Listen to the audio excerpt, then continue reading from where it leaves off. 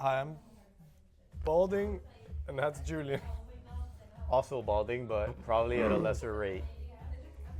Today's video is brought to you by coffee, specifically Cuban coffee. Have some. Drink some. Yep, Drink more. that's the slogan. There's no upper limit to how much you can have. Just Just go drink nuts. it. Does motivational and inspirational fitness content actually motivate anyone? Or is it doing more harm than good? Let's find out. As usual, I'm Victor, Julian. and we're here in the heart of Miami Lakes. Be Fit, the best place in the universe. Some call it the Mecca. I don't know. That's just what I've heard. That's what I've heard. Yeah. All right, picture this. You're on your phone, probably on the toilet. That's where I do most of my scrolling. Okay. You're scrolling, and something catches your eye. And you're like, oh my God, what a beautiful sight. Ocean maybe, some nice views, nice landscape. And somebody exercising, because half the time you're just recording yourself, you're not really exercising, doing some squats, some jump squats. They have a nice physique, and you're Tan, sweaty, Your lean.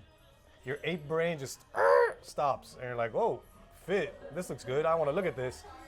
This is a phenomenon that I think happens now a lot to people, and we're infatuated with the lean physique, and we just can't help it. We just stop and look. Why do you think that is? Yeah, we're naturally drawn to it, I think. I mean, Yeah. one of the oldest sales and marketing things is sex sells, right? Yeah. It's as old as time, pretty much. Any body that you find appealing, it doesn't have to be a particular, like, oh, very muscular. I think anything you find appealing, you're gonna stop and look. And less articles of clothing.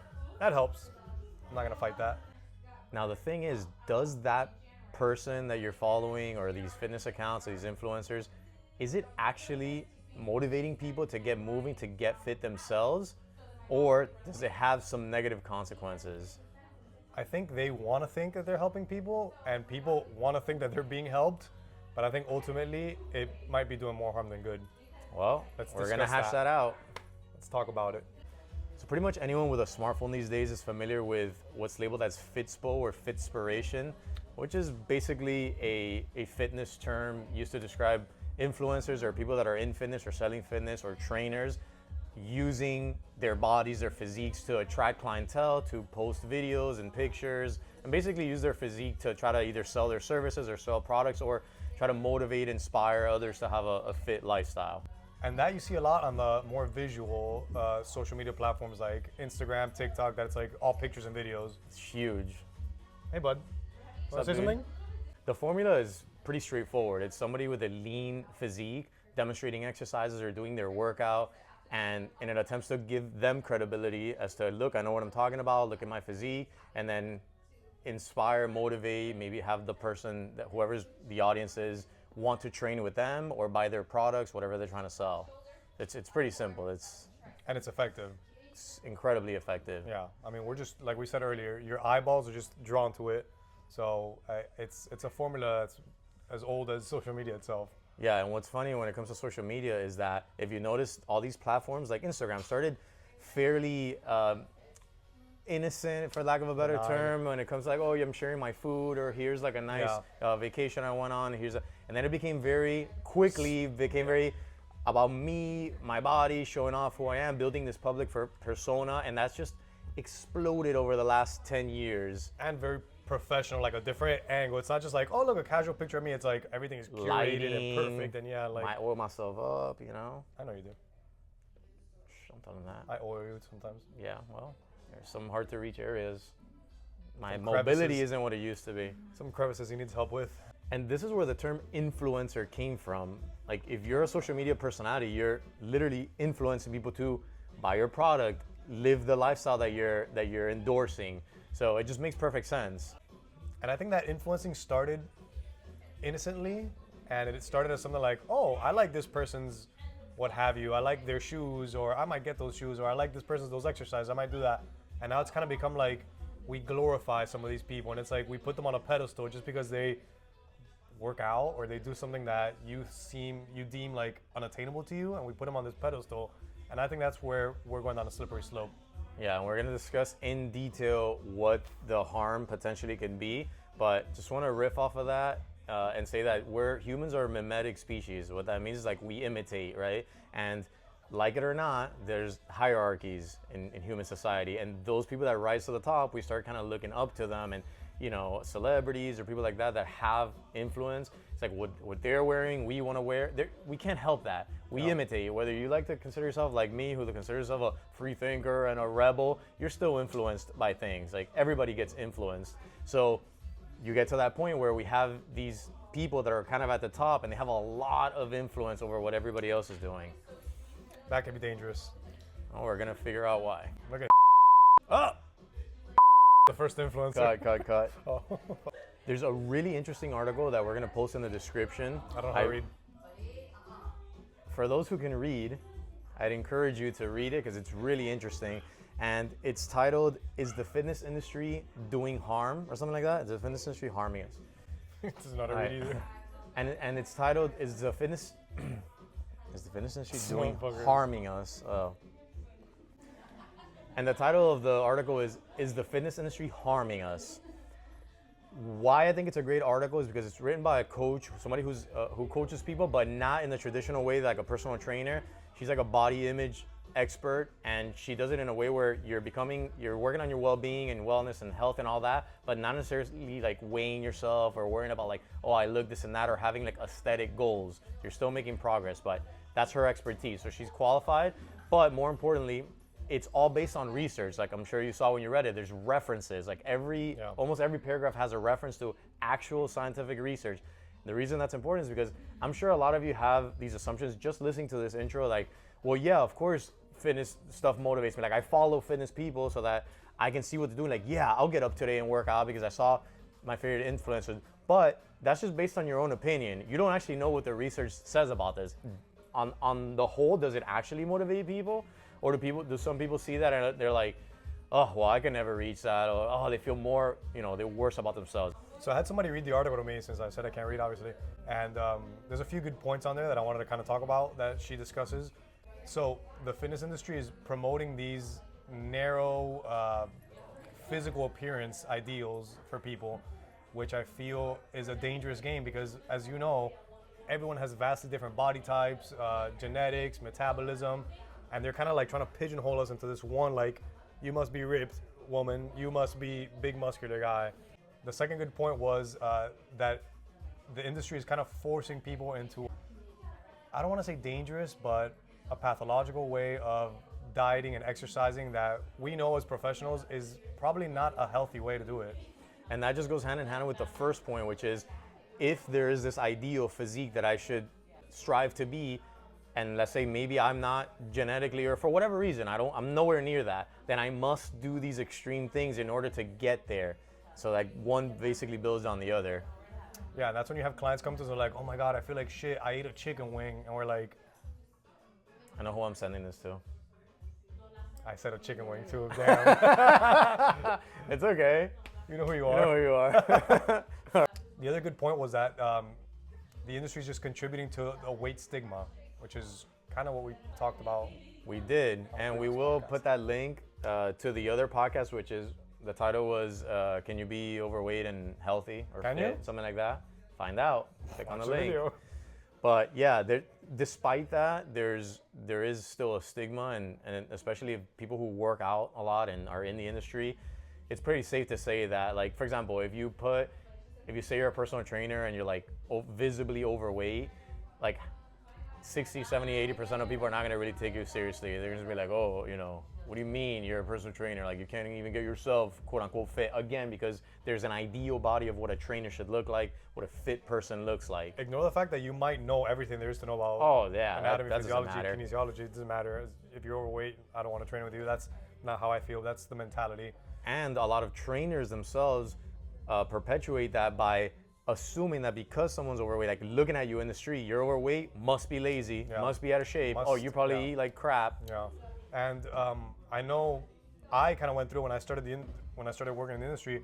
I was fuck, I can't say that. A wimp. When I started in the industry, I was really skinny. Now you're looking at me now, you're like, you're still skinny. First of all, fuck you. Second of all, I was really skinny, and I would feel that. Like, people don't tell you, like, oh, you're a trainer. Well, they kind of did. You're a trainer? Like, I thought you were supposed to be big. Somebody actually told us once that at an event. Still think about it. Yeah. It did motivate me, so. It did motivate us for a little bit. We worked out every day saying that guy's name. However, shaming people, as we're gonna get into, does not work. necessarily work. So let's keep that in mind. But yeah, like, even as somebody that I was super athletic, I was working out, but I was skinny, and people would just be like, this guy must not know what he's talking about. Do you even lift, bro? No. Very timid. No. You weighed what, like 20 pounds less than now? Yeah, I weighed I weighed like $137, $140. Is that a lot? Is that a lot? And now I'm in the proud This man 160s. weighed. This guy was a grown man who weighed 130. See, that's the stigma right there. He's That's shaming the me on a stigma right podcast there. about not shaming. I'm getting A shamed. grown man that weighed 137 pounds. One of my best friends weighs 137 pounds. Shout out, great guy.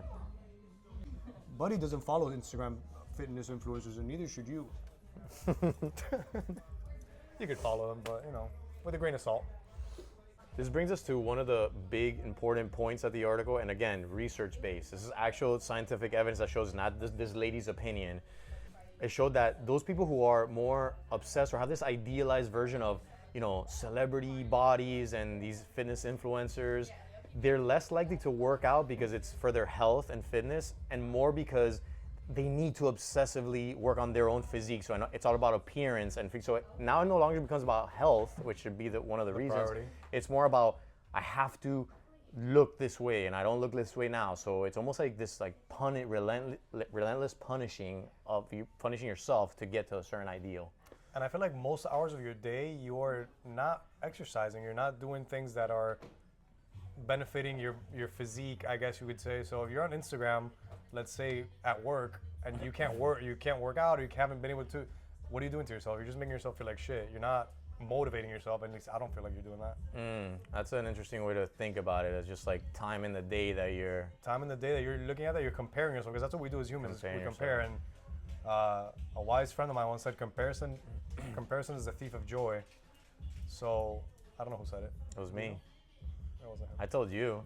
Aristotle supposedly, but he gets credited for everything. It's great. Yeah, he's like the Temptations. They get credit for every doo-wop song. Doo-wop in the 50s. And I think it's obvious to say that if you're constantly comparing yourself to that influencer who's like the 1%, genetically gifted, works out like crazy, it's safe to say that you're going to be dissatisfied with the way that you look. Like, you're never going to live up to that ideal. It's just unreal. It's like me saying, like, I wish I was LeBron James. I wish I was 6'8" and like amazing at basketball. It doesn't matter how good I get, I'm not going to be LeBron James. Yeah, and some of these people you see on there, like, we say it all the time, we show each other, like, look how ridiculous this guy's delts are. It's like things that we know, like, realistically, is just unattainable for us. I saw a guy the other day, I don't know, you probably see him, he does these videos where he's running really, really fast in front of the camera. He's big, no. Big, huge dude running straight to the camera. His arms, I kid you not, I feel like his arms were made too big for his body. Like, it doesn't make any sense. You see the guy running, and his biceps are, like, about to explode off his hand. I'm like, how is someone built this way? Was it me? It's ridiculous to be. Was it Ebba? Could have little been bodybuilder? bodybuilding arms. She does run like a bodybuilder. She does. Show Yeah, him, we're show gonna him. put a video clip of it. We're gonna put a video of Emma running right here. Oh, run through so they can see. Am I running? I have videos of her running up the hill. I'll put it after this. And we're talking about body image here. One of the things that the article stated is that people with negative body image, which is a big percentage of the population, they're more likely to overeat. They do like unhealthy diets and extreme diets, and basically behaviors like really punishing themselves in the gym. Behaviors that at the end of the day, even though they might look like fitness, are not. They're doing it for the wrong reasons, and it all stems from the fact that they have a negative body image. Yeah, I think the article said something like 60% of women and 40% of men or something like that. Maybe I have the numbers mixed up. Yep. But I agree 100%. You'll look at it from like your point of view, and you're like, damn, that guy's huge, or damn, that girl looks great. They must have it all together. They must be like so happy. In reality, they're probably beating themselves up for something that they might not even know it. For sure. That's a great other point about like assuming that they've got it figured out and that they feel confident because they're the 1%. Yeah, not necessarily. Like a lot of those people are either have something that they're like Insecure out training. about. Yeah, you're out training your insecurity. You're trying to, but realistically, unless you like battle those demons, you're never really gonna do it. If you're always training to just be more and more and better, that body dysmorphia just doesn't, like, it's not beneficial to your mental health, which is really the number one reason we should be working out is for your mental and your physical health, not to have a butt like J-Lo or whatever, whoever you're. You just lost half the audience. No, come We're back, Miami come back, based, come dude. back, come on. back. Come get your butts. PSN, Miami. We're about to get into body dysmorphia too. Okay, let's get. Am I right? The word's back, baby. So is back. We're about to get into body dysmorphia in a second, but first, let me ask you guys, what do you think so far, without discussing the rest of the article, but personally, does following these accounts, or has there ever been a point where it has motivated you, or you've seen something you're like, all right, I'm going to really get it together, I'm going to go work out today, or I'm going to start a fitness plan? Like, comment below. We'd love to hear like your anecdotes. Yeah, because ultimately, if these things do help you, good for you. Kudos. We're just sure. talking to like the percentage that we've seen that the article is stating that it's doing more harm than good. And we're also questioning the norms and challenging the messaging of the fitness industry to see if maybe there's a better way to do it. You know, maybe the half naked working out on the beach with my perfect physique isn't the best way. Yeah, because we've all kind of like just accepted it and like this is what we've got and this is what we do and this is what we've done since like the 80s or bodybuilding magazines and like these physique magazines, like the person in the front's like super jacked and they like spray them up with oil and everything's like. Which, by the way, we got to bring those leotards back. That was great. On point. That was great. Let's Bring back face the it. leotard. I want to see that moose knuckle. He does. Let's talk about what I call the big lie in the fitness industry. The big lie when it comes to like influencers is if you work out like me, you're gonna look like me. Now, they don't say that directly a lot of times. A lot of people would not say that, but that's what you're absolutely. That's what you're implying. I mean, why else am I showing you my workouts? And now what's very popular is how I eat, what I eat in a day. TikTokers love this stuff. Come work out legs with me. Yeah, it's like you're assuming that, and I would say that 90% of people, especially the ones that are not in the fitness, like not educated in fitness, will assume that, oh, well, I saw that guy or that gal with the perfect physique doing this thing, and that's how they got that way. So let me do the thing that they're doing, and I will get that way. And that's just a huge lie. Yeah, it's a huge lie, and it's taken advantage of by companies like the Shake Weight and these little like gimmicky companies that are like, hey, this person's been doing something, and they're obviously genetically gifted or modified in some way. And then like these other companies jump on board or like, hey, Shake Weight, and it's like some giant guy, and it's like, come on, man, like that's not how you got there. Or like, they'll show you their, let's be honest, 90% of the time bullshit workout. And they're doing some stupid banded circuit, and they're like, "That's how I got my glutes." I guess it's like, no, you didn't. You got it in Brazil. Like, or you always had glutes. Or you always had glutes. I can't relate. Same. Let's show them. Let's show them. No. Okay. And you know what doesn't help, and I don't want to go on a big rant about this because I can, is like Hollywood and these shows, and like I'm watching a show. I'm watching a show about Vikings right now, and my wife always laughs at me because I'm just like, that's not historically accurate. You can't look like a bodybuilder in like the whatever times or time where the Vikings are around. It doesn't matter. Medieval times? It doesn't matter. Whatever time it was, they were not lifting weights. They were not doing bench press 5 sets of 10. What? You know, and they got this guy that's like 6'6", 250 pounds of jacked lean, and I'm just like, great for like visuals, obviously. That's where you're putting him there. But of course. But it's like, come on, man. I feel sorry for any man who looks at that and says, that's an attainable physique. It's not. For 90% of you, maybe 95, I'm sorry. I hate to be a bearer of bad news, but it's not. It's just not. I've been doing this for 20 years. You're on steroids. You're genetically gifted. Okay, I went on a rant, didn't I? Since you mentioned that, I saw the clip of the Viking show, and it's that guy fist fighting people, and I'm like, that's the guy. Perfect chest, abs, and I'm like, you don't have abs, dude. You're a Viking. Like, I doubt any Viking. People don't realize that to look like, because I even had this discussion with somebody this morning. They were like, yeah, but weren't like the Vikings and like Neanderthals and those kind of people back then like really fit? And I was like, yes, they were fit and they were lean and strong, but they didn't look like bodybuilders. No, they were not machines to chest They press. were not lifting weight. Like, you only look like that if you're lifting weights 6 days a week and probably on gear. And you have a nice balanced diet, not raping and pillaging or whatever Vikings did. I mean, it is a good caloric expenditure. They drink a lot of mead too, right? And like, yeah, they were drinking a lot. Yeah, so come on, man. Yeah, you gotta have a little gut. Come on. Have abs. Anywho, I have another tangent to go there. But the whole point is saying that the unrealistic standards, right? Like the whole, yeah, we might be a body positivity society, But who are they putting in these movies? The freaking Thor. super ripped dude. Every time he takes his shirt off, it's like, come on. You man. get a boner. Yeah, well, but it's besides the point. That's not what we're talking about here. They're not attacking me. And the problem with that is that, let's say you do look at that and you're like, well, I want to get there, right? I'm inspired by that. Okay, fair enough. But now your mindset for working out is, it's not, I want to work out because I want to be fit and healthy and like longevity and all these good positive things. It's, I want to work out because I hate my body and I hate that fact that I don't look like that Viking guy in the show. Because that is my standard. Are you telling me this? Am I projecting? Yeah. Are you sure? We're going to get into my story in a second. But Yeah, that's also super dangerous because we see, and let's be honest, if you're not in the field, you're kind of ignorant to that fact, and you're ignorant to the fact of, you know, like you said, gear, things like that, because people come up to us and they're like, is The Rock you think The Rock is on steroids? And we're like,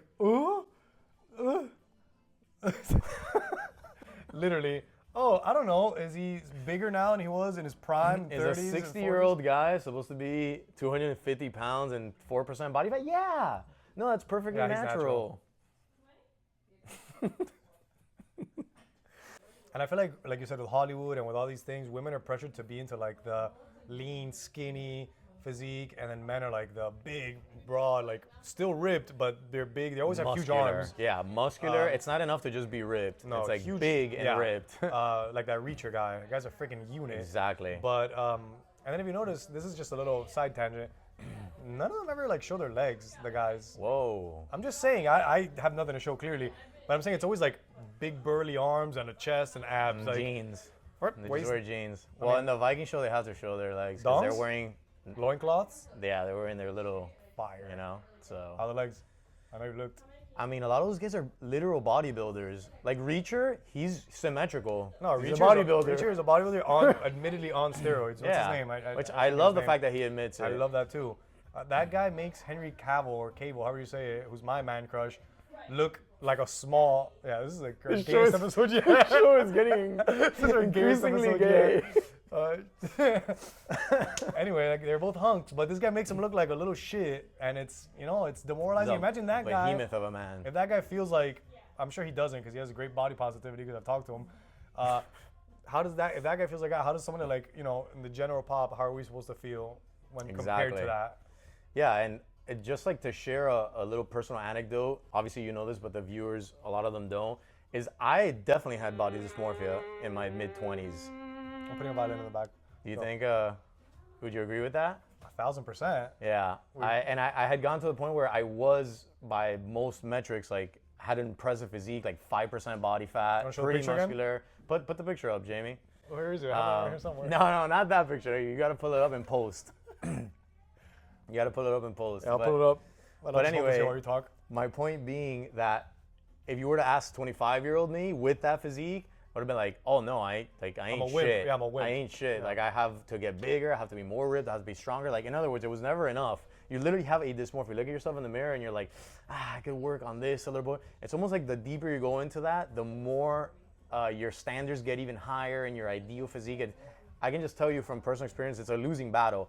Long story short, what ended up happening is I wrecked my body. My joints were destroyed. My ligaments were destroyed because I was trying to lift so heavy and do so much that my body just couldn't tolerate that. And some bodies can tolerate a little bit more, beating up, but mine couldn't. And I ended up just getting injured over and over again. And, it wasn't great. And now I feel like I have a lot more of a balanced approach to fitness. And it's a slippery slope because, like you said, you're always training to try to get bigger once you're in that hole. So what are you gonna do? Like, if you can't train harder, there's only one other option. That's shooting up or whatever. Maybe taking some other form of steroid. And harming your health in the long run. You're harming your health. I mean, you guys can do whatever you want with your. At the end of the day, it's everyone's body. If you want to go on a cycle, whatever, it's up to you. But my body, I do what I want. Yeah, but you might be harming yourself in the long run. So it's a slippery slope. And like you said, the most fit people are usually the most self-conscious, which is crazy. Yeah. Or the most fit-looking people, because now we're luckily, and hopefully we're going to talk about it soon, we're at a place that some coaches and some people are pushing more do you feel good? Are you happy? Do you have more energy? Great. That's what I try to pitch my clients. You have all that, the rest will come. 100%. But it does help to have gone through it personally because you can, it carries a lot of weight when you tell somebody, like, look, I was in your shoes and I did this and that, and I can tell you coming out the other side. And then it helps you as a coach to empathize with what they're going through, 100%. but also let them know. Like, we tell people all the time, look, we have some women in their 50s, and they kind of never happy with themselves because they're comparing themselves to when they were 25, which is an unfair comparison. But then I also like to remind them, hey, you know, you're gonna look back in 20 years and you're gonna be like, wow, I looked fantastic at 50, but you can't see it right now. Yep. And that's kind of sad. Yep. Another dangerous game with that is you're comparing yourself to another 50-year-old that who might, like, you don't know what they're doing, you don't know what they've done to their bodies surgically or taken anything. You're like, oh, but she's my age too and she looks great. And it's like, okay, that's one. That's so true. That's one out of hundreds of Outliers, thousands. folks. Outliers. They're everywhere. You Outliers. can't compare yourself. Like, people say, oh, completely different tangent, but can't you can spell liar without drop out liar. of college and still do good because Mark Zuckerberg dropped out of college. Oh, you mean the one billionaire, the one guy who was 25 when he became a billionaire? You're gonna compare yourself to that guy? Yeah. How many other college dropouts? I'm not saying that's good or bad. I'm just saying don't compare yourself to Mark freaking Zuckerberg. Yeah. Don't compare yourself to The Rock. It's just not healthy for you. Definitely not. You're putting yourself in a negative mind space that no amount of training is going to get you out of. And if you do want to assess where you're at, because people want to do that, let's face it. What I always tell people is, and you can hear me say this every week, it's like, look at the people in your age group, your gender, your age group, whatever. What percentage would you say you're in? Like, we have people here in phenomenal shape in their 50s and 60s, and I tell them, what percentage of 60-years do you think could do a pull-up like you I just think did? even better to tell them. And when you realize that it's less than 5%, you're like, wow, you know, I feel pretty good about myself. Like, I'm doing pretty good. I always tell them, like, in a group of if your friends, go ahead and do a push-up and see how many of you can do this. Like, it's that's where you should be. And it's not a comparison. It's just it's like I said, assessing. we all want to fall into. I think is it John Russin that gives you like a little guideline of things that you should be. You should be like for like standards, strength standards. Strength you know, standards, how I long think- can you hang from a bar from, or how, you know, what percentage of a weight can you deadlift, things Can like you that. hold in your like farmer's Exactly. carry? I think that's far more important than saying like, this lady's 50 and she has a big butt, and I'm like, you know, That's a losing battle. You're gonna lose that every time. All right, so now we're gonna discuss some common objections that I'm sure if you're still listening to this point, you're like, yeah, but.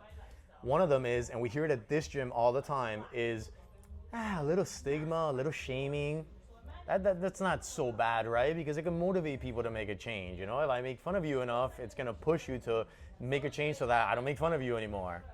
Why is that problematic, you think?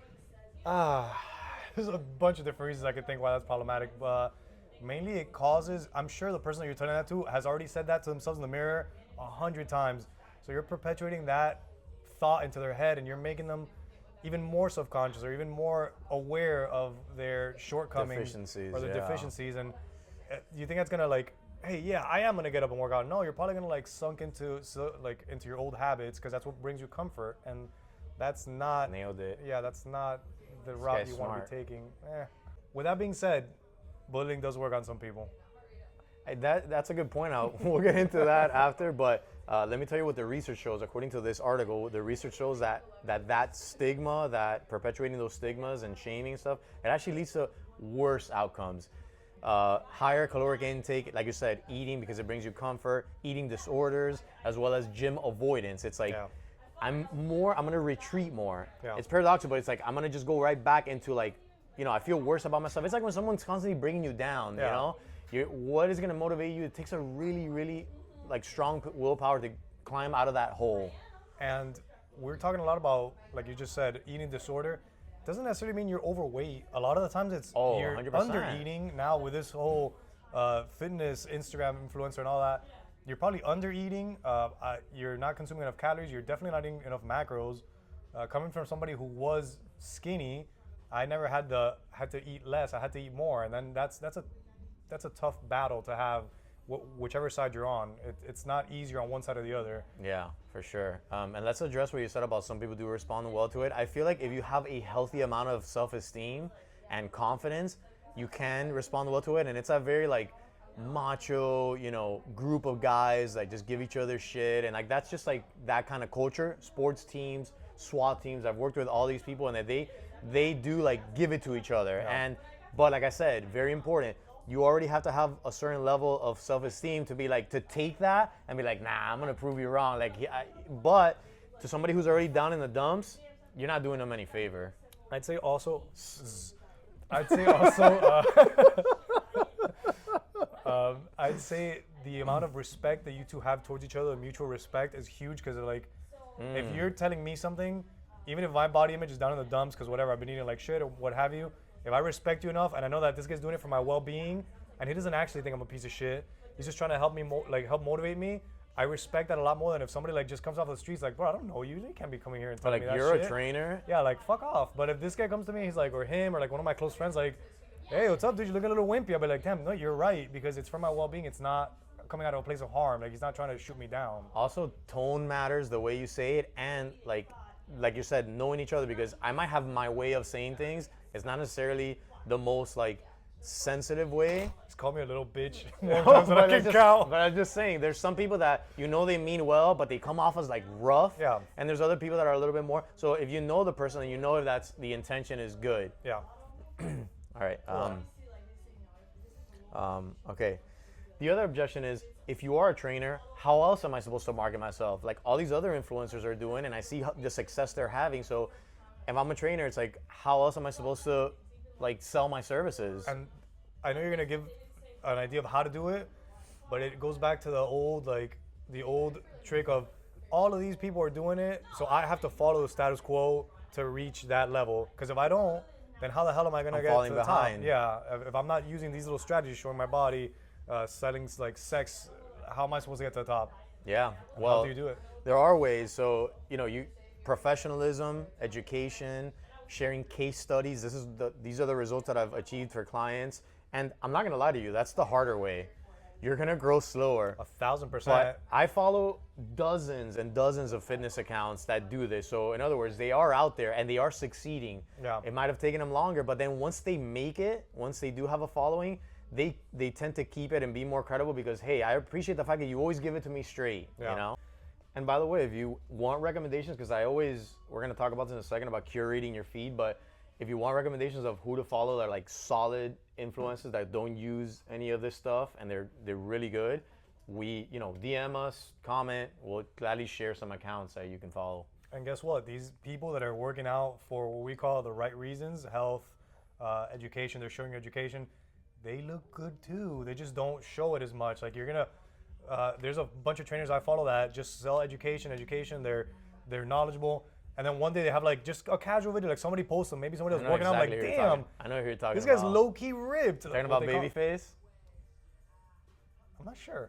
But this is what they call a sleeper build. And these guys, like these people don't show it, but they're showing you their education. And then guess what? These things fall in line. Like it's not one or the other. They come together. For sure. To be honest with you guys, the most, I've been in this industry for a long time. The smartest people that have gotten the best results for the clients, that are PhDs, that have done it all, written books, they are not the ones with the best physiques. It just so happens that it just doesn't line up that way. They look more of a fit person that most people will be like, yeah, wow, you look pretty fit, but they're not the one that's gonna be like a head turner when they're walking by you. That's just, I don't know what the correlation is there, causation, but that's just what I've observed. And the last objection is, many of you might be thinking, well, it does motivate me, and I'd like to push back and just ask, does it? Do you feel better about yourself when you look at this stuff, or worse? For example, I've always thought that, I follow a bunch of fitness people, obviously, I'm in the field, but every now and then I have to kind of scale it back, and because if you look through my Explore page, it'll make you feel like shit, man. Like everybody there is twice as big as me, more ripped, like doing all these impressive things. And after a while, it does start to get to you, you're like, man, like, and it seems like every day somebody else pops up. Somebody else. And I'm like, how are there so many fit people in the world? So I don't see them out. I don't see them. Yeah, so no, of course. Like in your town, you could be one of the fittest people, but then like in the world of Instagram, it could be like some guy from the Czech Republic who is, oh God. Spit in my water. Yeah, I just... Got that. Some guy broke the Guinness World Record for hip thrust, and I was like, it's the Czech Republic, so don't say that. I'm not gonna say it. Some guy broke the world record for hip thrust. It was like 900 something pounds, and I was like, huh?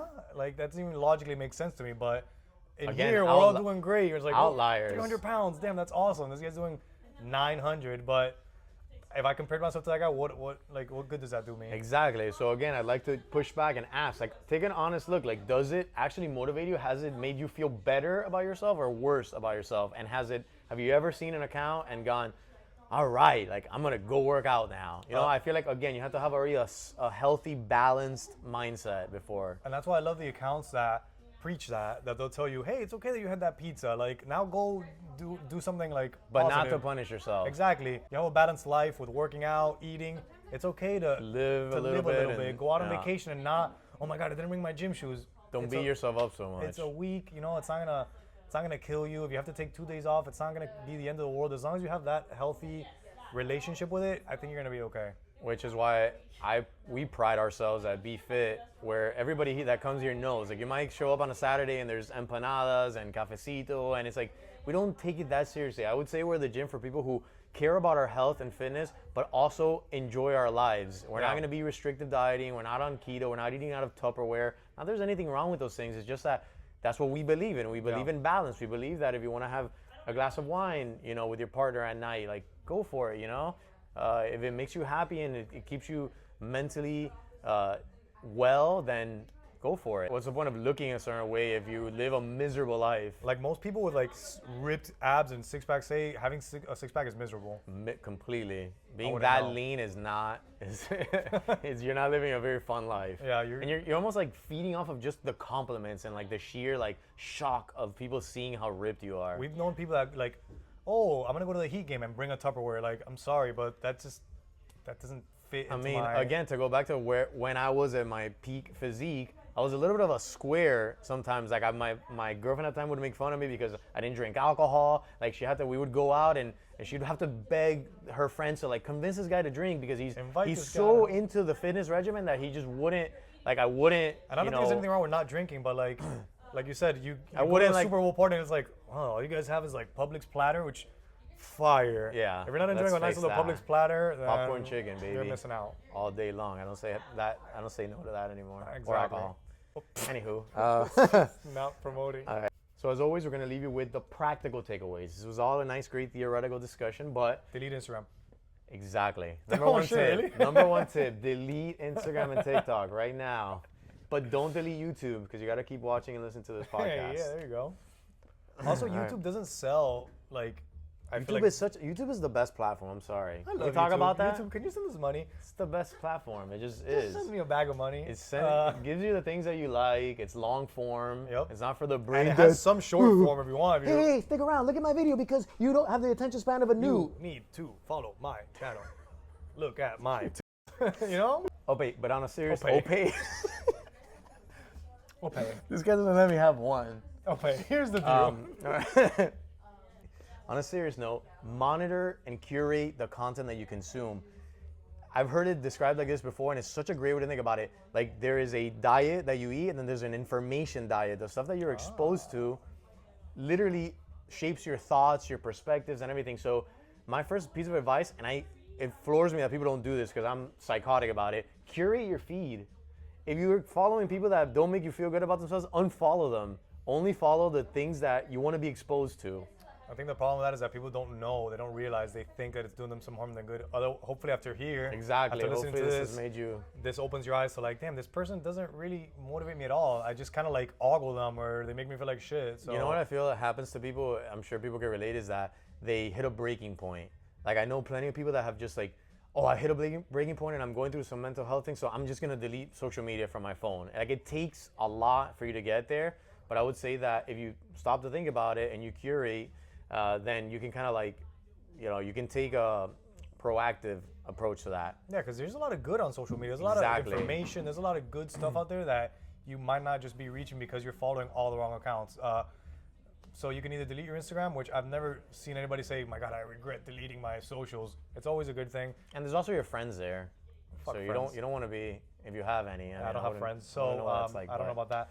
But you could delete Instagram or curate your content. I mean, both of those are, you will get good information if you curate though. So. You know what's messed up too is that all the social platforms are moving towards the TikTok algorithm method, which is, I don't know about you, but when I open my Instagram, it's no longer the people that I follow, unless you specifically say that I only want to follow those people, like see the followers, it's algorithmically like, here's what I think you'll like, here's what I think you'll like. So even if that's the counter argument to this is, even if you curate your feed, half of my feed is people that I don't even know. Getting pushed on you. That's why Getting pushed on me. That for your page, for your explore page, whatever. But not even that. Just scroll through your feed. Unless you put only show me the people that I'm following, which nobody really does that anymore. Even X and Twitter, or whatever you call it, has become like that. Obviously, TikTok started it, and it's just the algorithm giving you what it thinks you want, not who I chose to follow. Yeah, and I've heard X is now mostly porn.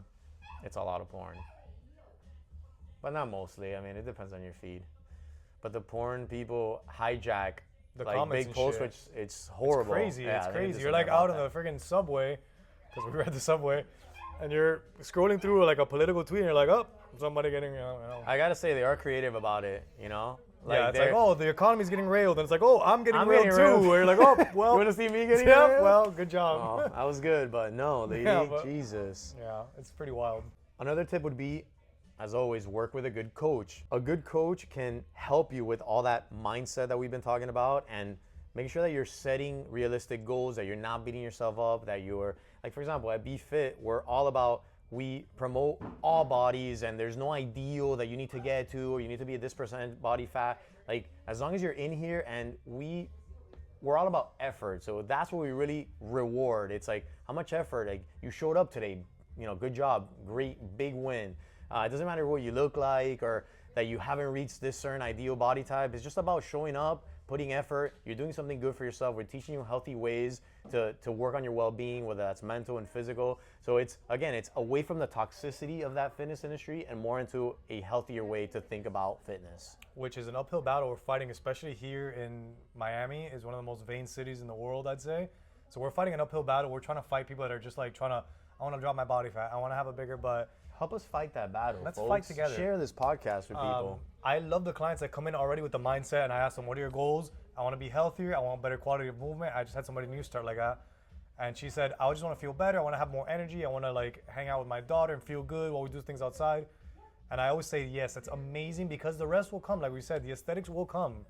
Yeah, I talked to my 24-year-old client this morning, and it was such a yes, happy trainer moment, because she was like, we were talking about all these fads and like working out in the heat and cold therapy and this and that, and why people like hop, and it's at the end of the day, they're trying to look for shortcuts like we've talked about in the last podcast. But she told me, I didn't even tell her, she's like, you know, I've come to realize, and I'm glad I realized that at a young age, that there's just no substitute for doing the work, for building sustainable long-term habits. I'm like, wow, oh my God. Who is that? Jeez, that's a... That's Mari. Shout out to Mari. Yeah. Hope you're listening. And like, even if you don't train here at Be Fit specifically, there are plenty of coaches that are a lot more progressive and less toxic when it comes to these things, you know? So just, you know, do your due diligence, find yourself a good coach, and you can have somebody that can help you dramatically with that. Yeah, and I'd say the coach helping you mentally is almost as important or more important than teaching you proper movement mechanics and things like that, which is what the number one thing people, when they meet a trainer, it's because, oh, I might be doing this wrong, or I want to move, but obviously that's our job, but I'd say